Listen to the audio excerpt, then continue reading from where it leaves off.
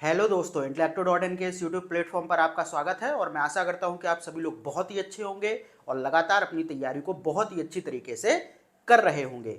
तो हम लोग यूपीपीसीएस, आरओआरओ और बीईओ के लिए जीएस के सभी इंपॉर्टेंट टॉपिक्स को कवर कर रहे थे और इस सीरीज के अंतर्गत आज आपकी यह 32वीं क्लास है और इस क्लास में हम लोग अक्षांश रेखाओं के बारे में चर्चा करने वाले हैं।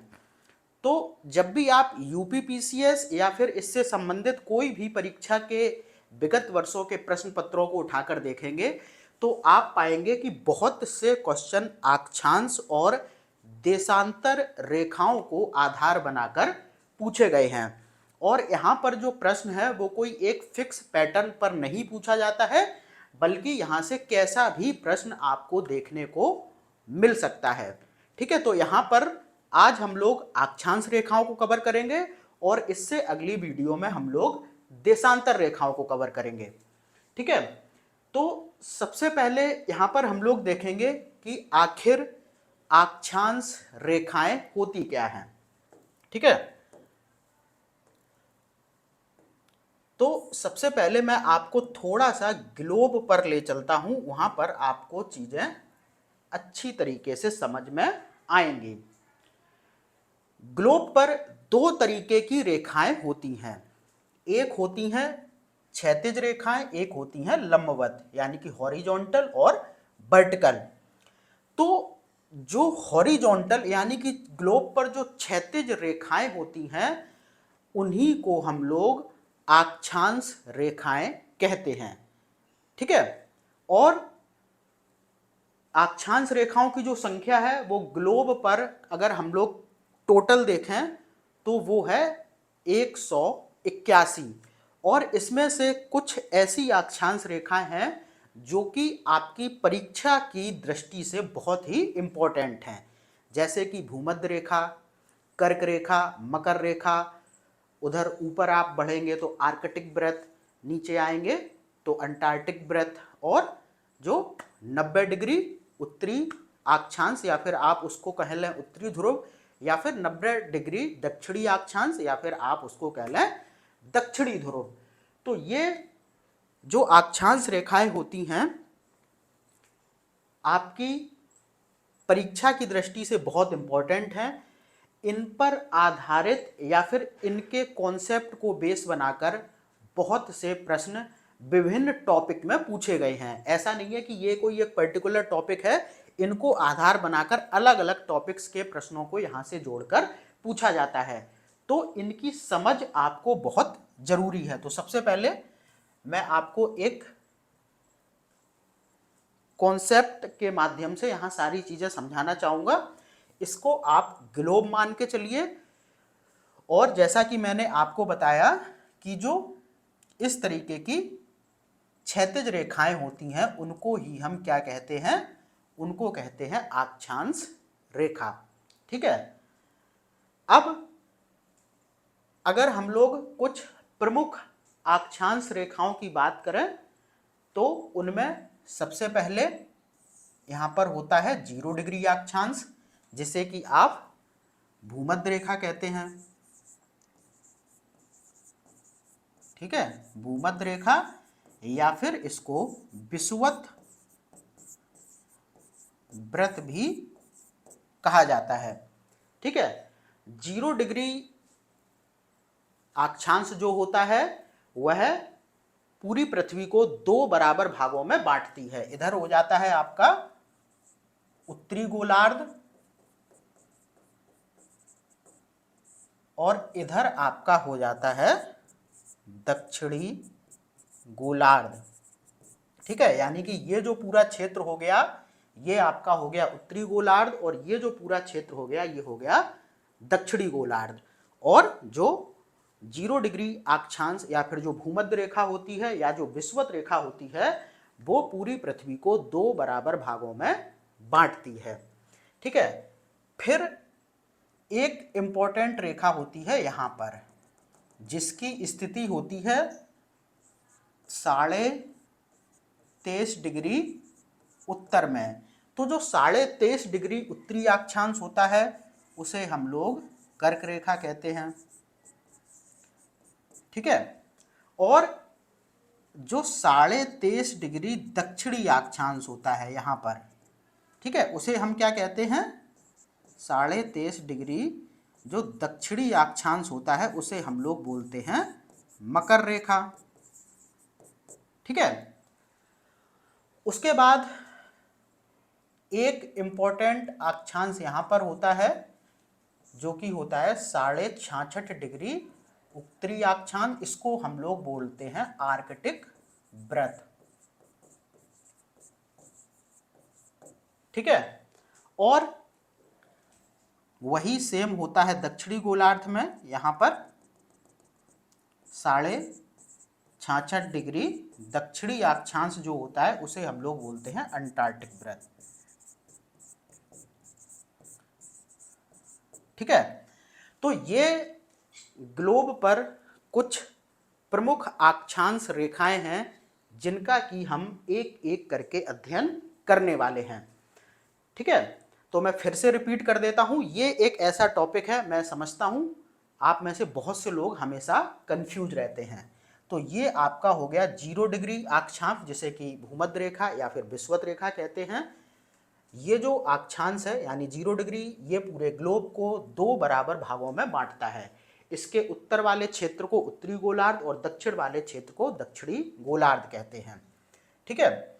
फिर जो 23.5 डिग्री उत्तरी अक्षांश होता है उसे कर्क रेखा कहते हैं। आपको भी पता है यहाँ से कितने क्वेश्चन पूछे जाते हैं कर्क रेखा से।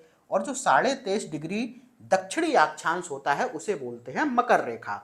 फिर जो 66.5 डिग्री उत्तरी अक्षांश होता है उसे आर्कटिक व्रत कहते हैं। ठीक है। और जो 66.5 डिग्री दक्षिणी अक्षांश होता है उसे अंटार्कटिक व्रत कहते हैं। ठीक है। बाद बाकी ये आपका हो गया 90 डिग्री उत्तरी अक्षांश जिसे कि आप क्या बोलें कि उत्तरी ध्रुव के रूप में जानते हैं। और ये आपका हो गया 90 डिग्री दक्षिणी अक्षांश जिसे आप दक्षिणी ध्रुव के रूप में जानते हैं। तो ये हैं आपकी प्रमुख अक्षांश रेखाएं। बाद बाकी मैं आपको बता दूं कि अक्षांश रेखाएं काल्पनिक रेखाएं होती हैं। ऐसा नहीं कुछ होता है कि आपको ये रेखाएं पृथ्वी पर कहीं खिंची हुई देखने को मिल जाएंगी। ये एक काल्पनिक रेखाएं हैं। और अक्षांश और देशांतर रेखाओं का जो इम्पोर्टेंस है वो इसलिए है कि किसी स्थान की लोकेशन को पता करने में या फिर बहुत से ऐसे जलवायु इवेंट्स होते हैं जिनको पता करने में या फिर जिनको चिन्हित करने में इनकी महत्वपूर्ण भूमिका होती है। ठीक है। तो अब हम लोग सबसे पहले अक्षांश रेखाओं के संदर्भ में जो फैक्ट हैं वो देख लेंगे और फिर जो विशेष अक्षांश रेखा हैं उनके संदर्भ में एक एक चीज देखेंगे। बाद बाकी कॉन्सेप्ट वाली चीज ये थी, ये आपको अच्छे से समझनी है। अभी इसी फिगर में से बहुत सी चीजें आपके सामने निकल कर आएंगी। तो ये तो मैंने बता ही दिया कि अक्षांश रेखाएं काल्पनिक रेखाएं होती हैं और यह ग्लोब पर कैसी होती हैं? क्षैतिज होती हैं यानी हॉरिजॉन्टल होती हैं। और आप देखेंगे ये कैसी होती हैं? पश्चिम से पूर्व की ओर खिंची हुई होती हैं। ठीक है। कैसे? पश्चिम से पूर्व की ओर, इस तरीके से, इधर से इधर की तरफ। ठीक। उसके बाद आपको ध्यान रखना है और जो भी अक्षांश रेखाएं होती हैं वो एक दूसरे के पैरेलल यानी कि समानांतर होती हैं। और यहां पर लिखा हुआ है कि कैसे? विषुवत रेखा के समानांतर, यानी कि जो 0 डिग्री अक्षांश होता है इसी के पैरेलल होके सारी रेखाएं जो हैं, सारे अक्षांश जो हैं वो खींचे गए हैं। ठीक है। बाद बाकी यहां पर आपको ध्यान रखना है, मैंने बता भी दिया कि 90 डिग्री उत्तरी अक्षांश को उत्तरी ध्रुव अभी मैंने आपको बताया और 90 डिग्री दक्षिणी अक्षांश को दक्षिणी ध्रुव कहते हैं। बाद बाकी आपको ध्यान रखना है कि जो 90 डिग्री उत्तरी अक्षांश और जो 90 डिग्री दक्षिणी अक्षांश है ये एक बिंदु के रूप में होता है। बाद बाकी अन्य जितने भी अक्षांश हैं वो एक संपूर्ण वृत्त के रूप में होते हैं। ये तो आपको 2D फिगर सामने है। जब आप इस तरीके से यहाँ पर ये 3D फिगर देखेंगे तो कोई भी जो अक्षांश होगा वो इस तरीके से पूरे ग्लोब पर होगा, यानी कि वो एक पूरे वृत्त यानी कि एक सर्किल के रूप में होगा। तो आपको ध्यान रखना है कि 90 डिग्री उत्तरी अक्षांश और 90 डिग्री दक्षिणी अक्षांश सिर्फ एक बिंदु के रूप में होते हैं। बाद बाकी जितने भी अक्षांश हैं वो एक पूर्ण वृत्त के रूप में ग्लोब पर खिंचे हुए होते हैं। ठीक है। उसके बाद अब अक्षांश रेखाओं की अगर हम लोग संख्या की बात करें तो आपको ध्यान रखना है कि इनकी टोटल संख्या है 181।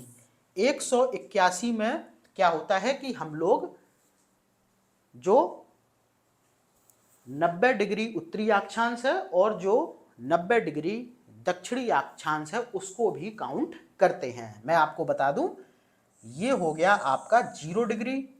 ठीक है। और इसके बाद 90 डिग्री यानी कि 90 अक्ष यहां पर होंगे और 90 यहां पर होंगे, तो 90 और 90 हो गए आपके 180 और एक हो गया आपका विषुवत यानी कि 181। तो अक्षांश रेखाओं की जो कुल संख्या है वो है 181। अब आपको कंफ्यूज नहीं होना है, बहुत बार विकल्प में 179 भी देखने को मिलेगा और 181 वहां पर नहीं होगा। तब आप ये बिल्कुल नहीं समझेंगे कि ये प्रश्न गलत दिया है या फिर इसके ऑप्शन गलत हैं, ऐसा बिल्कुल नहीं है। बहुत बार ऐसा माना जाता है कि जो अक्षांशों की टोटल संख्या है उसमें जो 90 डिग्री उत्तरी अक्षांश है और जो 90 डिग्री दक्षिणी अक्षांश है उसको काउंट नहीं किया जाता है। इसीलिए जब हम 181 में दोनों जो ध्रुव वाले अक्षांश हैं उनको हटा देते हैं तो इनकी संख्या 179 आ जाती है। तो ये क्वेश्चन के फॉर्मेट पर डिपेंड करेगा कि 181 दिया गया है तो फिर ये सही हो जाएगा, और अगर 179 दिया गया है तो ये भी सही हो जाएगा। फिर ऐसा आपको मानना पड़ेगा कि यहाँ पर जो दोनों ध्रुवीय अक्षांश होते हैं उनको काउंट नहीं किया गया है। ठीक है। उसके बाद आपको एक चीज और ध्यान रखनी है कि दोनों अक्षांश के बीच की यानी कि दो अक्षांशों के बीच की जो लंबाई होती है, ठीक है, इस तरीके से ये अक्षांश खिंचे हुए होते हैं, आप देखेंगे। ठीक है। तो यहाँ पर जैसे एक ये अक्षांश हो गया, एक ये हो गया, तो इन दोनों के बीच की जो दूरी होती है वो लगभग 111 किलोमीटर के, मतलब लगभग की बात मैं कह रहा हूं, यही इतनी होती है। लेकिन कहीं कहीं पर ये दूरी मतलब क्या करते हैं, बैरी करती है, यानी कि ये कहीं कहीं चेंज होती है, लेकिन लगभग लगभग ये 111 किलोमीटर के समान ही रहती है। तो प्रश्न हमेशा 111 के संदर्भ में पूछा जाता है। तो आपको ध्यान रखना है कि किन्हीं दो क्रमागत का मतलब एक के बाद बिल्कुल ऊपर वाला या फिर उसके जस्ट नीचे वाला, तो किन्हीं दो क्रमागत अक्षांशों के मध्य की जो लंबाई होती है वो 111 किलोमीटर होती है। बाद बाकी आपको इसी में से एक फैक्ट और समझना है कि जो दो अक्षांश होते हैं उनके मध्य के क्षेत्र को कहते हैं कटिबंध। क्या कहते हैं? जैसे यहाँ पर इतनी चीजें तो आप समझ ही गए होंगे। यहाँ पर कोई एक अक्षांश क्रमागत और लगा हुआ होता है तो इनके बीच का जो क्षेत्र होता है, मैं बना ही देता हूँ थोड़ा सा। जैसे मान के चलिए ये एक अक्षांश है, ठीक है, जैसे ये मान के चलिए 23.5 डिग्री है तो ये 24.5 डिग्री जैसे हो गया। तो इनके बीच के जो क्षेत्र को कहते हैं जोन, इंग्लिश में कहते हैं, या फिर हिंदी में भी इसको लिख दिया जाता है, या फिर इसको कटिबंध कहते हैं। ठीक है। अब यहाँ से एक कॉन्सेप्ट और पकड़िए जो बहुत बार पूछा जाता है। ठीक है। देखो थोड़ा सा इसको हटाएं तब चीज़ें ज़्यादा समझ में आएंगी आपको।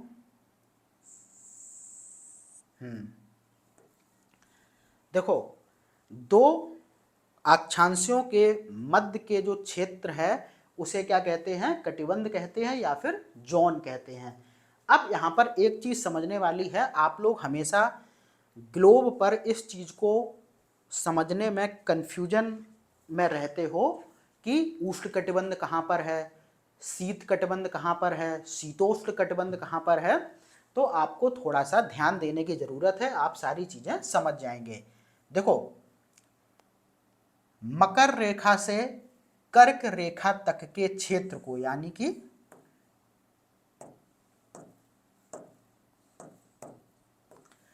कि जो ये वाला क्षेत्र है कर्क रेखा से मकर रेखा तक का, यानी कि 23.5 डिग्री उत्तरी अक्षांश से 23.5 डिग्री दक्षिणी अक्षांश का जो क्षेत्र होता है उसको कहते हैं उष्ण कटिबंध। ठीक है, क्या कहते हैं, उष्ण कटिबंध। ये जो क्षेत्र है इसे कहते हैं उष्ण कटिबंध। ठीक है, ये ध्यान रखना, बहुत बार क्वेश्चन एज इट इज पूछ लिया जाता है कि कर्क रेखा से मकर रेखा तक के क्षेत्र को क्या कहते हैं, या फिर सीधा पूछ लेते हैं कि उष्ण कटिबंध की अक्षांशीय स्थिति कहाँ होती है। तो कर्क रेखा से मकर रेखा तक के क्षेत्र को उष्ण कटिबंध कहते हैं। उसके बाद जो कर्क रेखा से और आर्कटिक वृत्त तक, यानी कि 23.5 डिग्री उत्तरी अक्षांश से 66.5 डिग्री उत्तरी अक्षांश का जो क्षेत्र होता है उसे क्या कहते हैं, उसे कहते हैं शीतोष्ण कटिबंध।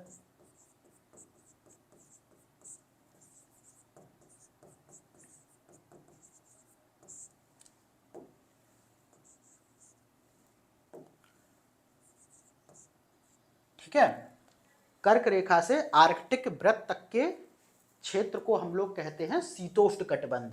और सेम चीज यहां पर चलती है दक्षिणी गोलार्ध में। तो मकर रेखा से और अंटार्कटिक वृत्त तक का जो क्षेत्र है उसे यहां पर हम लोग शीतोष्ण कटिबंध कहते हैं।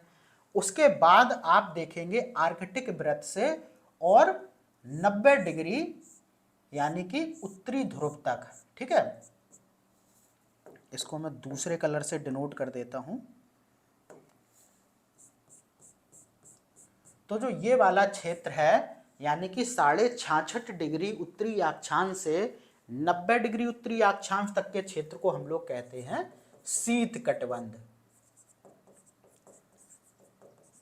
ठीक है, और सेम यहां पर होता है दक्षिणी गोलार्ध में, यानी कि 66.5 डिग्री दक्षिणी अक्षांश से 90 डिग्री दक्षिणी अक्षांश का जो क्षेत्र है उसे यहां पर भी हम लोग क्या कहेंगे, शीत कटिबंध कहेंगे। ठीक है, तो अब आपको कंफ्यूज नहीं होना है। पहली चीज तो ये समझिए कि उष्ण कटिबंध क्षेत्र होता है कर्क रेखा से मकर रेखा तक। उसके बाद दोनों गोलार्धों में जो शीतोष्ण कटिबंध होता है वो होता है, जैसे उत्तरी गोलार्ध की बात करें तो 23.5 डिग्री उत्तरी अक्षांश से 66.5 डिग्री उत्तरी अक्षांश तक, और दक्षिणी गोलार्ध में जो शीतोष्ण कटिबंध होगा वो होगा 23.5 डिग्री दक्षिणी अक्षांश से 66.5 डिग्री दक्षिणी अक्षांश तक। उसके बाद शीत कटिबंध की बात करें तो 23.5 डिग्री उत्तरी अक्षांश से 90 डिग्री उत्तरी अक्षांश तक, और यही सेम होगा दक्षिणी गोलार्ध में, वहां पर 66.5 डिग्री दक्षिणी अक्षांश से 90 डिग्री दक्षिणी अक्षांश तक शीत कटिबंध। ठीक है, तो ये चीज भी आपको समझनी बहुत जरूरी थी, क्योंकि जब भी आप घास के मैदान पढ़ते हैं तो वहां पर सीधा पूछ लिया जाता है कि निम्नलिखित में से कौन सा मैदान शीतोष्ण कटिबंध में स्थित है या फिर कौन सा मैदान उष्ण कटिबंधीय है। तो अगर आपको ग्लोब पर इन जोन्स यानी कि इन कटिबंधों के बारे में अच्छे से पता होगा तो इस तरीके से बनने वाले सारे प्रश्न घास के मैदानों के संदर्भ में ही नहीं बल्कि और भी बहुत सी चीजें हैं, जैसे कि वनों के संदर्भ में पूछ लिया जाता है कि कौन सा जो वन है वो शीतोष्ण कटिबंध में स्थित है। ठीक है, या फिर बहुत सी यहां पर समुद्री जो धाराएं चलती हैं उनके संदर्भ में भी पूछ लिया जाता है कि कौन सी धारा उष्ण कटिबंध में बहती है। तो अगर इन क्षेत्र का आपको ज्ञान अच्छे से होगा, जैसा कि मैंने आपको बताया कि इन रेखाओं को आधार बनाकर बहुत से प्रश्न बनते हैं पूरे विश्व भूगोल के अंतर्गत। तो अगर इन रेखाओं को आपको बहुत अच्छे से ज्ञान है तो फिर आपको दिक्कत नहीं होने वाली है। ठीक है, तो ये भी हम लोगों ने समझ लिया। अब हम लोग बात करते हैं सिर्फ किसकी, भूमध्य रेखा की। ठीक है, तो 0 डिग्री अक्षांश को भूमध्य रेखा कहते हैं, सभी को पता है, बहुत बार अब रिपीट हो गई हैं ये सारी चीजें, तो बार बार अब ग्लोब को भी दिखाने की जरूरत नहीं है। 0 डिग्री अक्षांश को विषुवत रेखा या फिर भूमध्य रेखा कहते हैं, जो पृथ्वी को 2 बराबर भागों, उत्तरी गोलार्ध और दक्षिणी गोलार्ध में बांटती है, ऑलरेडी बता चुका हूं। उसके बाद विषुवत रेखा की जो कुल लंबाई है वो लगभग 40,000 किलोमीटर है। तो ये लंबाई बहुत बार पूछी जाती है, इसको याद कर लीजिए। इसकी जो लंबाई है वो कितनी है, 40,000 किलोमीटर के लगभग। बाद बाकी आपको ध्यान रखना है कि विषुवत रेखा पर पूरे वर्ष दिन व रात बराबर होते हैं। ठीक है, जो दिन व रात की अवधि होती है वो कैसी होती है, विषुवत रेखा पर बराबर होती है। ये क्वेश्चन एज इट इज पूछा जाता है कि किस रेखा पर या फिर किस अक्षांश पर दिन व रात की जो अवधि होती है वो बराबर होती है, तो वो होती है विषुवत रेखा पर। बाद बाकी पृथ्वी पर खींचे गए सभी अक्षांश वृत्तों में विषुवत रेखा सबसे बड़ा होता है। ठीक है, तो थोड़ा सा ग्लोब पर आप देखेंगे तो आपको खुद ही समझ में आ जाएगा कि इनमें से कौन सा अक्षांशीय वृत्त सबसे बड़ा होगा। अब इसको थोड़ा सा देखिए और देखिए यहां पर जो इस तरीके से जो पूरा वृत्त बनेगा उसकी लंबाई सबसे ज्यादा होगी। जैसे ही हम इसके ऊपर या फिर इसके नीचे बढ़ेंगे तो यहाँ पर जितने भी अक्षांश होंगे धीरे धीरे करके उनकी लंबाई कैसी होती चलेगी, कम होती चलेगी, और जैसे जैसे ही हम ऊपर बढ़ेंगे तब भी लंबाई कम होगी। इसीलिए आप देखते हैं कि बाद में जो 90 डिग्री दक्षिणी अक्षांश हो या फिर 90 डिग्री उत्तरी अक्षांश हो वो एक सिर्फ बिंदु के रूप में रह जाते हैं। इसीलिए आपको ध्यान रखना है कि जो 0 डिग्री अक्षांश है यानी कि जो भूमध्य रेखा है वो सभी वृत्तों में सबसे बड़ा है, सबसे लंबा है। ठीक है, इसीलिए आप ध्यान रखें कि भूमध्य रेखा को या फिर विषुवत रेखा को या फिर 0 डिग्री अक्षांश को बृहत वृत्त की संज्ञा दी गई है। यह क्वेश्चन सीधा पूछा जा चुका है कि किस अक्षांश को बृहत वृत्त की संज्ञा दी गई है, तो ये दी गई है किसको, 0 डिग्री अक्षांश को। अब एक और बहुत इंपॉर्टेंट चीज है, इसको आप मैप के थ्रू कवर करना। यहाँ पर तो कोई बहुत ज़्यादा अच्छा मैप मैंने शायद नहीं लगाया, मैं देख लूँ एक बार, इसमें है, हाँ, इसमें आपको कंट्री वाइज नहीं दिया गया है, थोड़ा सा ऐसे ही करके दिखा दिया गया है। तो अब देखो इन रेखाओं के संदर्भ में एक जो सबसे महत्वपूर्ण क्वेश्चन बनता है वो ये बनता है कि विषुवत रेखा किन किन देशों से गुजरती है, या फिर कर्क रेखा किन किन देशों से गुजरती है, या फिर मकर रेखा किन किन देशों से गुजरती है। तो उन देशों के नाम आपको पता होना चाहिए। जैसे विषुवत रेखा पर अगर हम बात करें तो यह साओ टामो और प्रिंसिप से गुजरती है, गैवन से गुजरती है, कांगो गणराज्य से गुजरती है, कांगो लोकतांत्रिक गणराज्य से गुजरती है। ठीक है, दोनों अलग अलग देश हैं, कांगो गणराज्य और कांगो लोकतांत्रिक गणराज्य। फिर Uganda, Kenya, Somalia, Maldives, Indonesia, Kiribati, Ecuador, Colombia और ब्राजील, इतने देशों से जो भूमध्य रेखा है वो गुजरती है। इनको आप मैप में बहुत अच्छी तरीके से देख के मार्क कर लीजिए। बाद बाकी मैप के लिए आप ऑक्सफोर्ड स्टूडेंट एटलस को हमेशा खोल के रखें जब भी आप विश्व भूगोल का अध्ययन कर रहे हों। बाद बाकी आपको ध्यान रखना है कि जो भूमध्य रेखा है वो अफ्रीका की विक्टोरिया झील से भी होकर गुजरती है, और अफ्रीका की एक नदी है कांगो, जिसे कि जायरे के नाम से भी जाना जाता है। यह नदी भूमध्य रेखा को 2 बार काटते हुए बहती है। तो इस तरीके के भी खूब क्वेश्चन पूछे जाते हैं कि विषुवत रेखा किस झील से निकलती है, तो विक्टोरिया झील, कौन सी नदी विषुवत रेखा को 2 बार काटती है, तो कांगो या फिर जायरे नदी। ठीक है।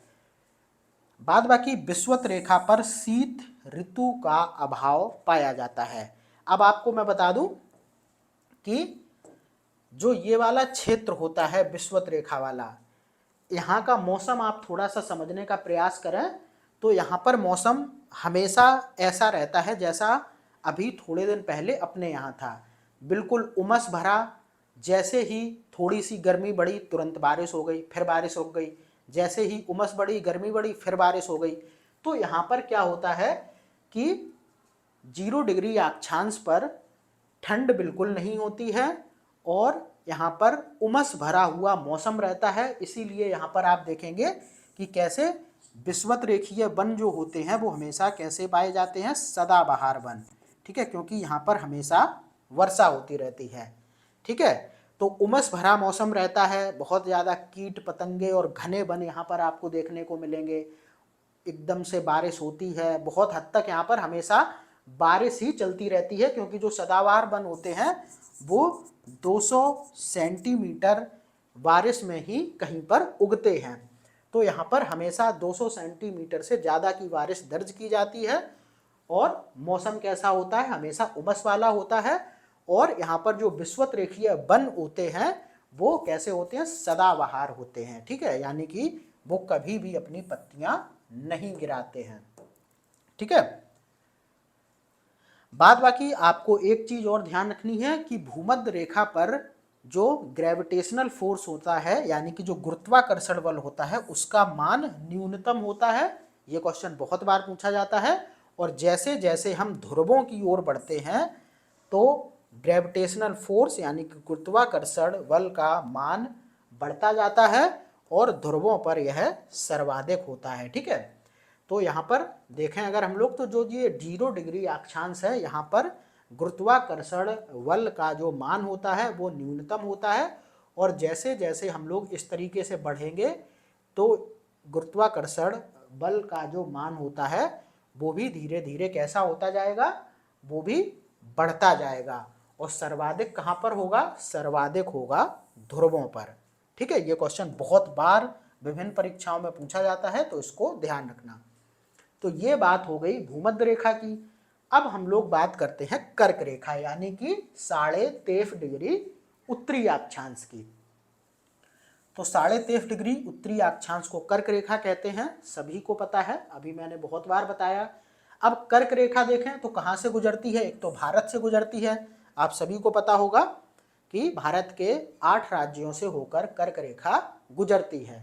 इसके अलावा अगर हम लोग देखें तो माली, संयुक्त अरब अमीरात, ओमान, लीबिया, मिस्र, Saudi Arab, Algeria, Niger, Bangladesh, Myanmar, China, Taiwan, Mexico, Bahamas, Mauritania, ठीक है, इन देशों से होकर कर्क रेखा गुजरती है। तो इनको भी आप मैप में अच्छे से देख लेना। उसके बाद आपको ध्यान रखना है कि कर्क रेखा मिस्र के नासिर झील से होकर भी गुजरती है। तो मिस्र में जो नासिर झील है, झीलों के बारे में मैं आपको ऑलरेडी पढ़ा चुका हूं। तो मिस्र की जो नासिर झील है वहां से कर्क रेखा निकलती है। और भूमध्य रेखा कहां से निकलती है, विक्टोरिया झील से। अब भारत में जो माही नदी है वो कर्क रेखा को 2 बार काटती है।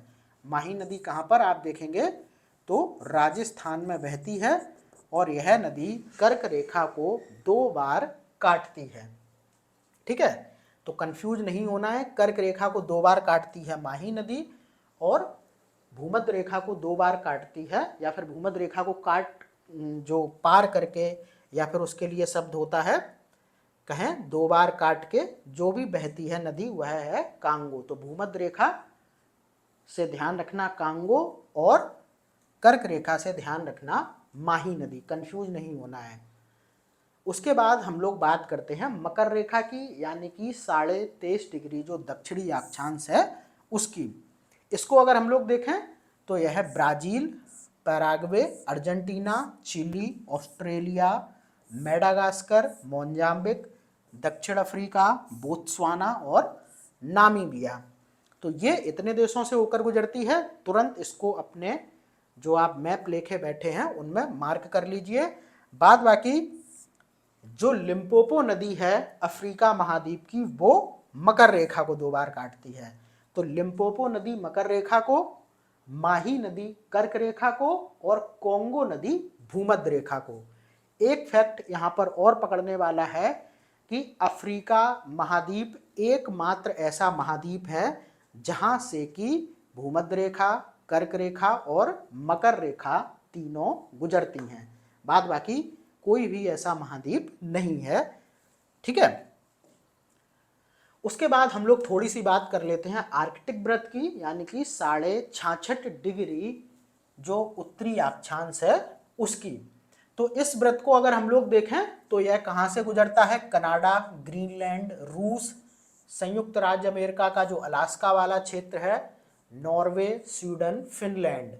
ठीक है, बाद बाकी एक फैक्ट इसके संदर्भ में याद रखना, यह क्वेश्चन पूछा गया है कि जो आइसलैंड है वह आर्कटिक व्रत के दक्षिण में अवस्थित है। ठीक है, आर्कटिक व्रत पर नहीं है बल्कि उसके दक्षिण में है। ठीक है, उसके बाद अंटार्कटिक व्रत की बात करें तो ये 66.5 डिग्री दक्षिणी अक्षांश की इसकी अवस्थिति है। ठीक है, बस इसके बारे में इतना ही करना है, क्योंकि ये जहाँ पर स्थित है वहाँ पर आपको कोई भी मेन लोकेशन देखने को नहीं मिलेगी। तो यहाँ पर थोड़ा सा इनको आप थोड़े से मैप पर भी देख सकते हैं। ये आपकी भूमध्य रेखा हो गई, ये कर्क रेखा, ये मकर रेखा, ये आर्कटिक व्रत और ये अंटार्कटिक व्रत। ये 90 डिग्री दक्षिणी अक्षांश और ये 90 डिग्री उत्तरी अक्षांश।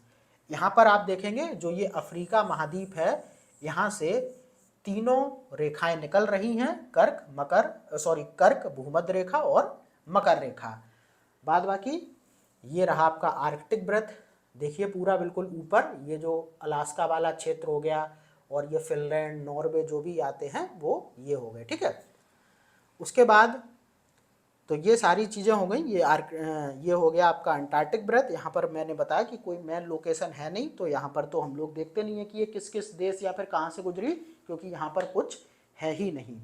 और इस फैक्ट को ध्यान रखना कि अफ्रीका महाद्वीप से तीनों अक्षांश यानी कि कर्क, मकर और भूमध्य रेखा निकलते हैं।